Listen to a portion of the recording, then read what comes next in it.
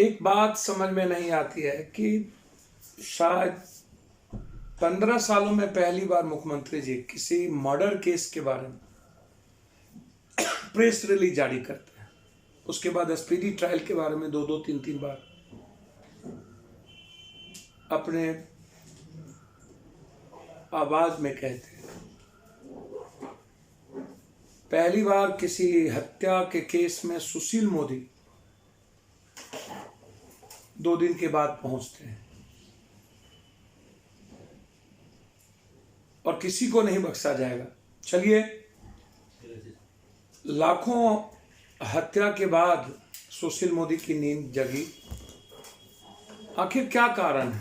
कल फिर पटना में 2 मर्डर हुए, लगातार मर्डर पे मर्डर, हत्या, मासूम बच्ची का बलात्कार सुशील मोदी देख नहीं पाते हैं। सुशील मोदी जी, यह सवाल आप अपने बालू माफिया से क्यों नहीं कर पाते? यह सवाल जिसको आप परसरा देते हैं जमीन माफिया, उनसे क्यों नहीं कर पाते? जो जमीन, बालू, शराबों के माफियाओं के बीच अपराध का नेक्सस है। क्या ये सब कवायद बड़ी मछलियों को बचाने की है? इस हत्या को डाइवर्ट करने की है? क्या ये घटना लोगों के आंख में धूल झोंकने की है? 48 घंटे के अल्टीमेटम के बाद किसी नतीजे पर नहीं पहुंचना और हमेशा कभी ठेका, कभी कुछ। कई एसआईटी जांच का हश्र क्या हुआ? एक एसआईटी जांच नहीं है। क्या आपको एसआईटी जांच पर भरोसा है? क्या इस देरी के पीछे कोई बहुत बड़ा राज है? क्या रुपेश सिंह के मोबाइल को आज तक नहीं खंगाला गया जिसमें मौत के राज छुपे हुए हैं? मुझे लगता है कि सीबीआई इंक्वायरी का जो हश्र हुआ सुशांत का, क्या रुपेश का हश्र वही तो नहीं होगा? मेरा बिहार सरकार से आग्रह है कि रुपेश के मर्डर के बाद उसके बच्चे, उसके पत्नी को न पति मिलेगा न पिता। एसपीडी ट्रायल आप कर भी लेंगे, बड़ी मछली को बचा भी लेंगे, तो क्या बिहार में प्रत्येक दिन जो बड़ी घटना घट रही है क्या वो रुकेगा?